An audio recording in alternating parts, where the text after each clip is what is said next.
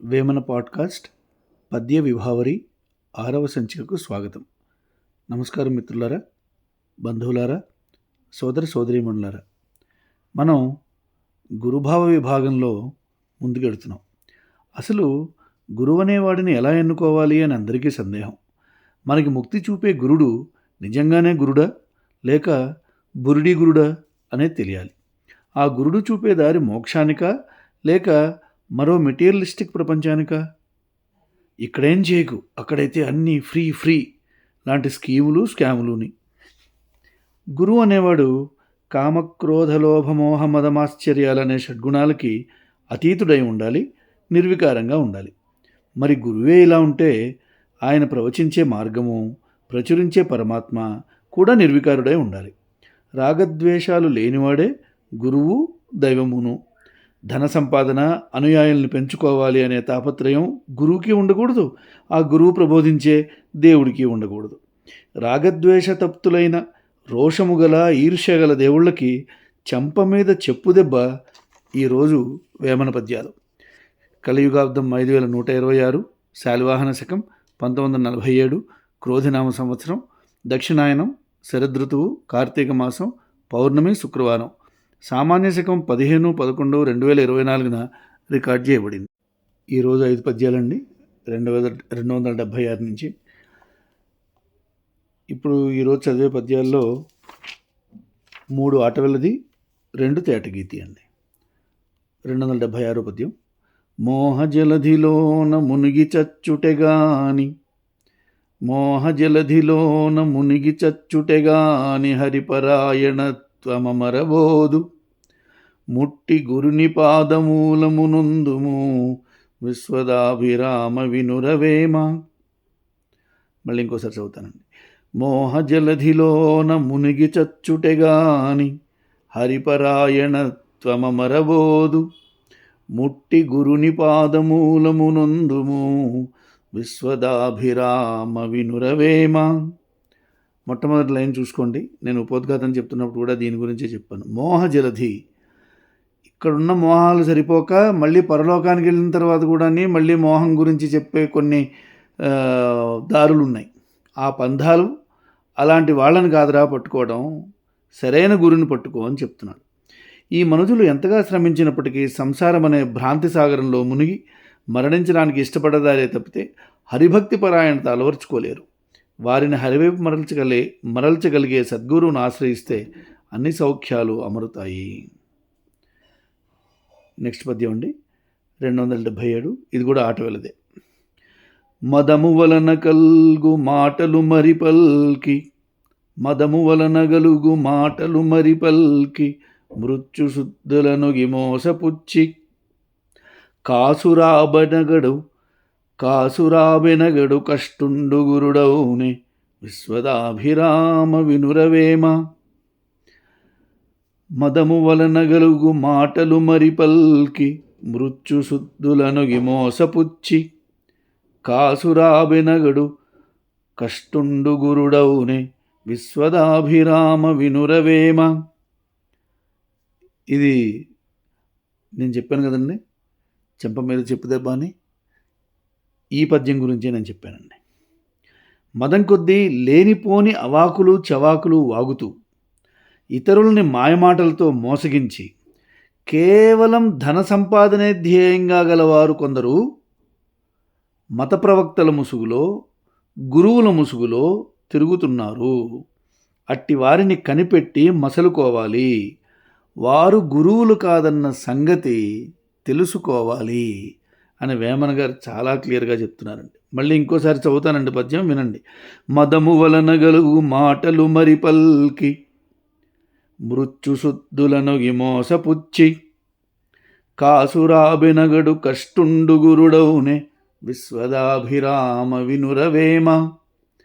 ఈ దశమ భాగాలు, 2వ దశమ భాగాలు, 3వ దశమ భాగాలు, కానుకలు ఇవన్నీ కూడా ఈ డబ్బులు సంపాదించుకోవడానికి తప్పితే ఇంకోటి లేదు. మృత్యు శుద్ధులు వీళ్ళందరూ. మృత్యు అంటే దొంగలు. ఇది 278 పద్యం అండి. నెక్స్ట్ పద్యం. భ్రాంతి చేతను మర్చులు భక్తి విడువ, భ్రాంతి చేతను మర్చులు భక్తి విడువ, భయదమే పుట్టు చావులు ప్రాప్తములగు ఇట్టి నరులకు కష్టంబులెట్లు తీరు గురు సన్నిధి తీర్చునా కొరతవేమ. ఇలాంటి భ్రమంలో పడిన కొందరు మానవులు భక్తి జ్ఞాన మార్గాలు వదిలేయడంతో భయాలకు లోనై మరణానికి పాలవుతున్నారు. అమ్మో ఇది చేస్తే మా దేవుడు కోపం వస్తుందేమో, ఇది చేస్తే ఆ దేవుడు కోపం వస్తుందేమో, బాబోయ్ ఈ దేవుడు ఈర్ష్యగల దేవుడు, ఈ దేవుడు రోషం గల దేవుడు, ఇలాగ వీళ్ళకి ఇంకా కష్టాలే ఉన్నాయి.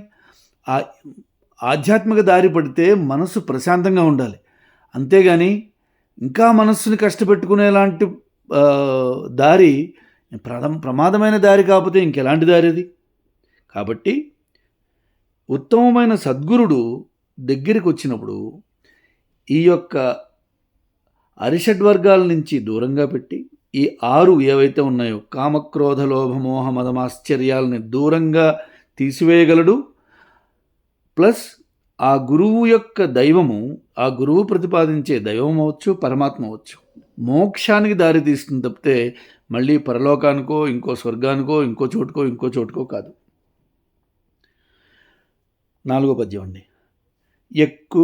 ఇది కూడా తేటగీతి. ఎక్కువెట్టిన రూపము చిక్కువెట్టి